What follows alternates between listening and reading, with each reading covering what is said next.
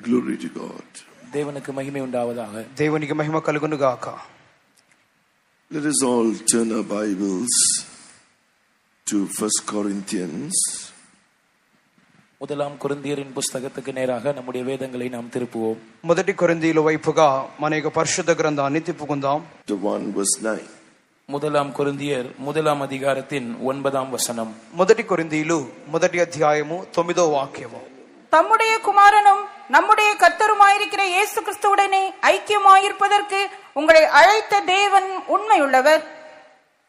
మన ప్రభువైన యేసుక్రీస్తు అను తన కుమారుని సహవాసమునకు మిమ్మును పిలిచిన దేవుడు నమ్మదగినవాడు. God is faithful, by whom we were called unto the fellowship of his Son Jesus Christ our Lord. Glory to God. தேவனுக்கு மகிமை உண்டாவதாக. దేవునికి మహిమ కలుగును గాక. We read that God is love.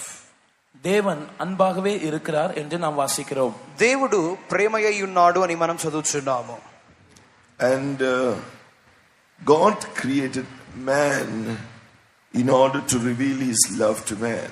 மனிதனுக்கு தன்னுடைய அன்பை வெளிப்படுத்தும்படியாகவே தேவன் மனிதனை சிருஷ்டித்தார். మనుషునికి తన యొక్క ప్రేమను బయలుపరచు నిమిత్తమై దేవుడు మనుషుని కలిగించి ఉన్నాడు. God is love, and the word of God says, he that loveth not knoweth not God, according to 1 John chapter 4 verse 8. தேவன் அன்பாகவே இருக்கிறார், அன்பில்லாதவன் தேவனை அறியான் என்று முதலாம் யோவான் 4ஆம் அதிகாரத்தின் 8ஆம் வசனத்தில் வேதம் சொல்லுகிறது. దేవుడు ప్రేమ స్వరూపి అయి ఉన్నాడనియు ప్రేమ లేనివాడు దేవునిని ఎరుగుటలేదనియు మొదటి యోహాను 4వ అధ్యాయము 8వ వాక్య ప్రకారముగా చెప్పబడుచున్నది. God is love, and he created man in that same form. தேவன் அன்பாகவே இருக்கிறார், அதே தன்மையில்தான் அவர் மனிதனை சிருஷ்டித்தார். దేవుడు ప్రేమ స్వరూపి అయి ఉన్నాడు, అదే లక్షణముతో దేవుడు మనుష్యుని కూడా కలిగించి ఉన్నాడు. He was created in his own image. அவர் தேவன் மனிதனை தன்னுடைய சொந்த ரூபத்திலே சிருஷ்டித்தார். అతడు దేవుని యొక్క అదే సారూప్యములో కలిగించబడి ఉన్నాడు. But we see that soon, not long after, in the place of that love, man was filled with some other love. In the place of the love, the divine love of God, man, or the pure love of God, man was filled with some other love.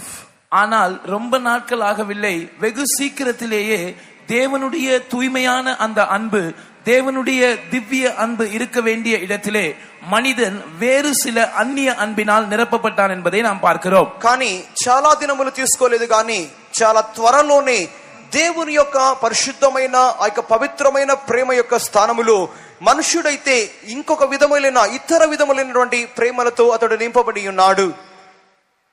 But God's purpose has not changed. God still wants to bring man to make him a being that is full of his love. ஆனால் தேவனுடைய திட்டமோ இன்னமும் மாறி போகாததாகவே இருக்கிறது. மனிதன் தேவனுடைய அன்பினால் நிரம்பின அந்த இடத்திற்கு மனிதனை கொண்டு வரும்படியாகவே தேவன் இன்னமும் வாஞ்சித்து கிரியை செய்கிறார். కానీ దేవుని యొక్క ఉద్దేశం అయితే మార్పు లేనిదిగా ఉన్నది. ఆ యొక్క మానవుడు దేవుని యొక్క ప్రేమ కలిగి ఉన్నటువంటి ఆ యొక్క స్థానమునకు మరి ఒకసారి తీసుకొని రావాలని దేవుడు కోరుకొనుచునే ఉన్నాడు. What was the other love that replaced the love of God, the pure love? தேவனுடைய தூய்மையான அன்பை அதற்கு மாறுதலாக மனிதனுக்குள் பிரவேசித்ததான அந்த மற்ற அந்நிய அன்பு என்ன? దేవుని యొక్క పవిత్రమైన ప్రేమకు వ్యతిరేకముగా మనుషుని యొక్క జీవితంలో ప్రవేశించిన ఇతర విధములైన ప్రేమ ఏమిటి? In the place of that pure love, man was filled with the love of this world. தேவனுடைய தூய்மையான அன்பு இருக்க வேண்டிய அந்த இடத்தில் அதற்கு மாறாக மனிதன் இந்த உலகத்தின் அன்பினால் நிரப்பப்பட்டான். దేవుని యొక్క పవిత్రమైన ప్రేమతో నింపబడవలసిన ఆ యొక్క స్థానములో మానవుడైతే ఈ లోకపు ప్రేమతో నింపబడి ఉన్నాడు. In the place of the pure love of God, man, when he disobeyed God, it was because that pure love was replaced with the love for his self. மனிதன் எப்பொழுது தேவனுக்கு கீழ்ப்படியாமை காண்பித்தானோ அன்றைக்கு தேவனுடைய தூய்மையான அன்பு இருக்கிற அந்த இடத்தில் அதற்கு பதிலாக மனிதன் தன்னைத்தானே நேசிக்கிற ஒரு அன்பினால் నింపబడ్డాன். ఎప్పుడైతే మానవుడు దేవుని యొక్క మాటకు అతిక్రమము చూపి ఉన్నాడో ఆ దినమే దేవుని యొక్క పవిత్రమైన ప్రేమతో నింపబడవలసిన ఆ యొక్క మానవుడు తనను తానే ప్రేమించుకొనుటకు అతడు ఆరంభించిన వాడై ఉన్నాడు.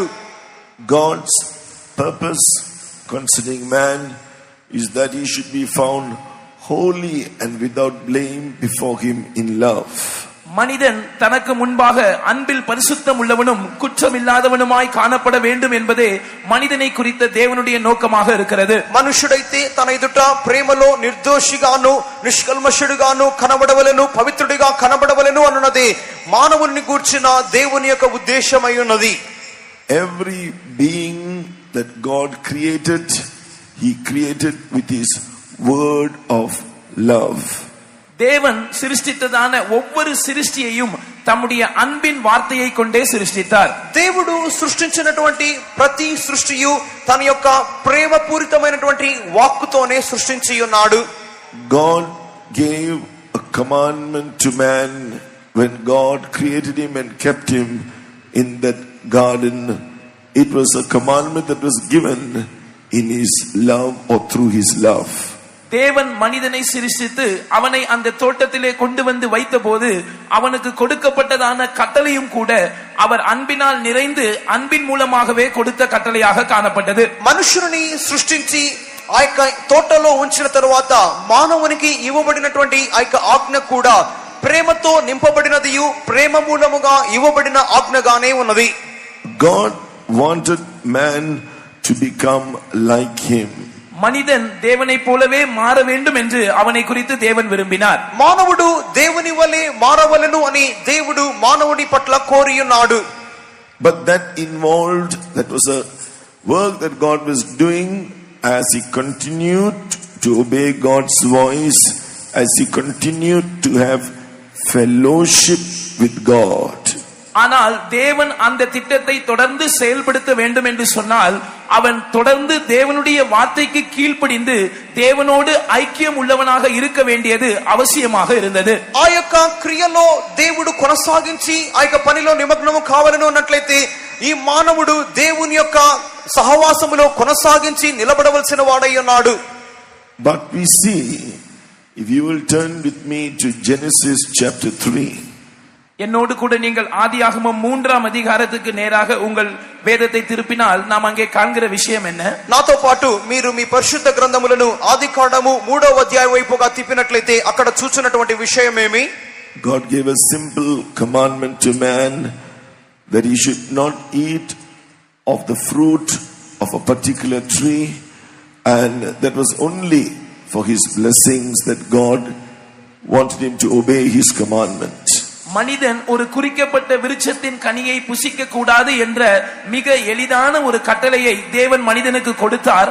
அது மனிதனுடைய ஆசீர்வாதத்துக்காகவே அவன் அந்த கட்டளைக்கு கீழ்ப்படிய வேண்டியவனாய் இருந்தான். ఆ యొక్క తోటలోని ఒక గుర్తింపబడిన ఒక వృక్ష ఫలమును మానవుడు తినకూడదు అన్నటువంటి ఒక సులభమైన ఆజ్ఞని మానవునికి ఇచ్చి ఉన్నాడు.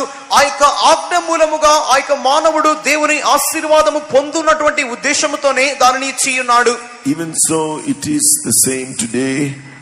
All that God speaks to us through the gospel of our Lord Jesus Christ is because he loves us and because he has a great purpose to fulfill in us.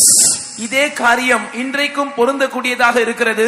கிறிஸ்துவின் சுவிசேஷத்தின் மூலமாக தேவன் நம்மோடு பேசுகிறதான அனைத்து காரியங்களும் அவர் நம்மிலே கொண்டிருக்கிறதான ஆதி நோக்கத்தை நிறைவேற்ற வேண்டும் என்கிறதான அவருடைய அன்பின் நிமித்தமாகவே நம்மோடு பேசுகிறார். ఈ దినము కూడా ఈ కార్యము ఈ రీతిగానే కనపడుచు ఉన్నది. మానవుడు సువార్తను నమ్ముట మూలముగా పొందుచున్నటువంటి ఆ యొక్క ఆశీర్వాదములన్నీ దేవుని యొక్క ప్రేమ మూలముగానే కనపడుచు ఉన్నవి.